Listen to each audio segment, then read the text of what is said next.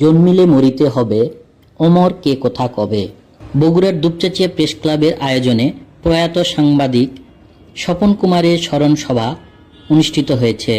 সোমবার দুপুরে press club মিলনায়তনে সাংবাদিকদের অভিভাবক দৈনিক করতোয়া পত্রিকার উপজেলা প্রতিনিধি, প্রেস ক্লাবের সভাপতি গোলাম ফারুকের সভাপতিত্বে ও সাহিত্য সম্পাদক মতিউর রহমান দেওয়ান পলাশের সঞ্চালনায় প্রয়াত সাংবাদিক স্বপন কুমারের স্মরণে তার পূর্বের জীবনের কৃতিত্ব গুণকীর্তি তুলে ধরে সভায় বক্তব্য রাখেন প্রেস ক্লাবের সাধারণ সম্পাদক কে এম বেলাল, সাংগঠনিক সম্পাদক মেশকাতুর রহমান, যুগ্ম সম্পাদক সাজু মণ্ডল, অর্থ সম্পাদক অসীম কুমার, বাহারাম আলী প্রমুখ।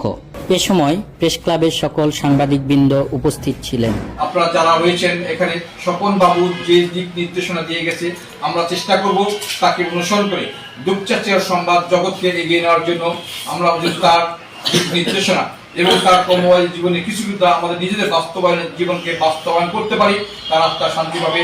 আমরা আশা করব আগামী দিনে আমরা সবাই সংবাদ জগৎকে ত্বরান্বিত করতে, আমাদের নিজেদের অবস্থানকে প্রতিষ্ঠা করতে এবং মানুষ ও জনগণের কল্যাণের কাজ করতে, এলাকার সমস্যা সহ বিভিন্ন অপরাধমূলক কর্মকাণ্ড নিজ নিজ পত্রিকা প্রকাশ করে এলাকা উন্নয়নের ভূমিকা রাখতে পারি, এই প্রত্যাশা আপনার কাছে করবো এবং আপনারা সেই দিক নির্দেশনা নিয়ে আগামী দিনে এগিয়ে যাবেন।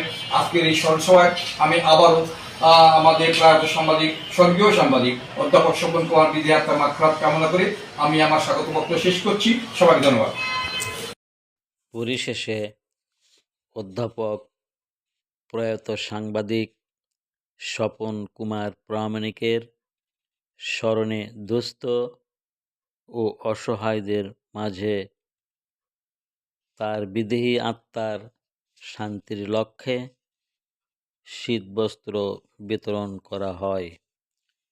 উক্ত শীতবস্ত্র বিতরণ করেন বাবু স্বপন কুমারের কন্যা ডাক্তার সুগন্ধা সীমানা।